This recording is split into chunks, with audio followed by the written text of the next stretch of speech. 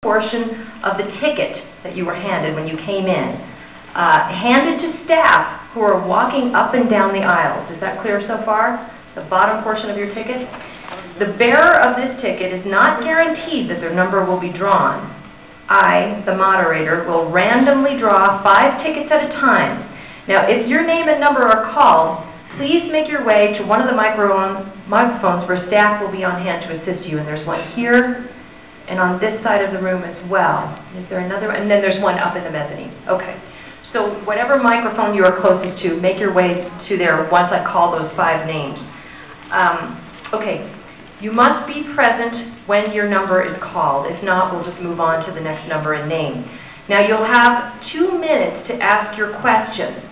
I have a timer here, so at the end of the 2 minutes, if you're still asking the question, I'm going to ask you to wrap it up so we can, again, facilitate as many questions today as possible. If it helps you, I know from TV experience, when we get down to 30 seconds, I could give you a cue like this, and then when we get down to about 10, I'll start to give you a wrap to wrap it up. Will that help everybody? Okay. Questions?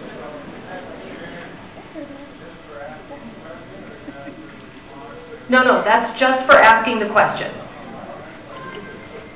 Okay. Well, and many people don't have questions that are that long. Good for you. So that means we'll get through more. Okay. So any questions at this point on how we're going to conduct this?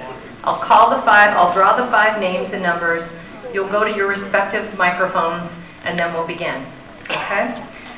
All right. Now, I do want to mention that we respect everyone's right to express their First Amendment rights and to be heard on issues of concern. But we also feel strongly that no one should be allowed to infringe upon the rights of their fellow citizens to engage their representatives and to be heard. It sounds like we're all in agreement of that. We are therefore asking that all participants agree to abide by just a few simple ground rules, and I'll read them right now. We are going to respect one another, no heckling, screaming, or disruptions, especially while someone is at the microphone. We have an agenda. We will follow it. No signs or placards in the auditorium. Disruptors will be asked to leave immediately or be removed if necessary. Now, again, you have your 2 minutes to ask your question. I'm going to have to stop you if you go over that so we can get through as many questions as possible. So at this time, not that this man needs a whole lot of introduction since he's hosting today's town hall, I'd like to give you a little bit of background on the man who is hosting today's town hall, Representative Martin Heinrich.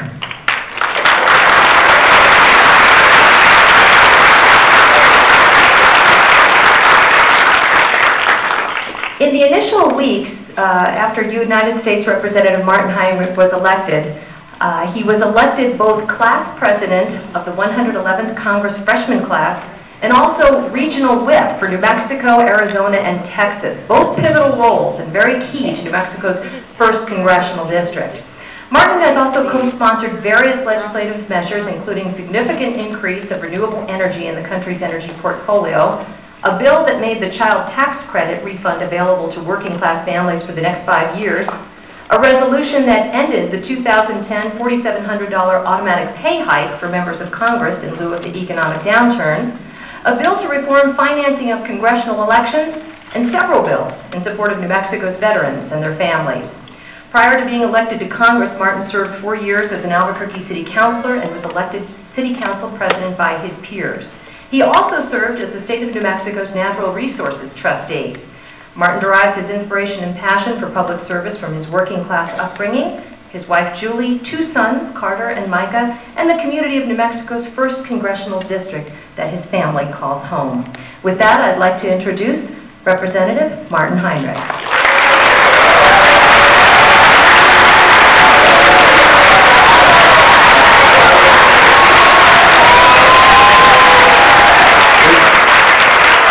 I want to thank you all for coming.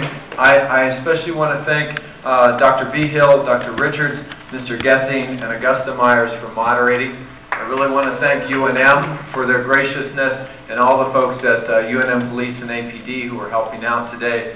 And everyone who's engaged in this debate with every opinion across the board. As they say, Democracy can be messy, but it sure beats the alternative.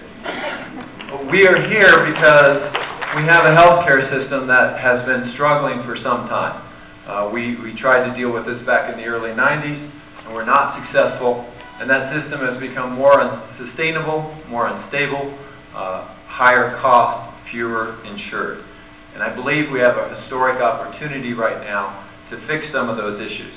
During the last couple of months, I've spent much of my time traveling around the district on a listening tour, going into places like UNM's emergency room to see what it really looks like when they're in the crush. Having a teletown hall that we had over 5,000 people participate in. Going to a senior center to hear about Medicare and Social Security issues, and sitting down with small businesses.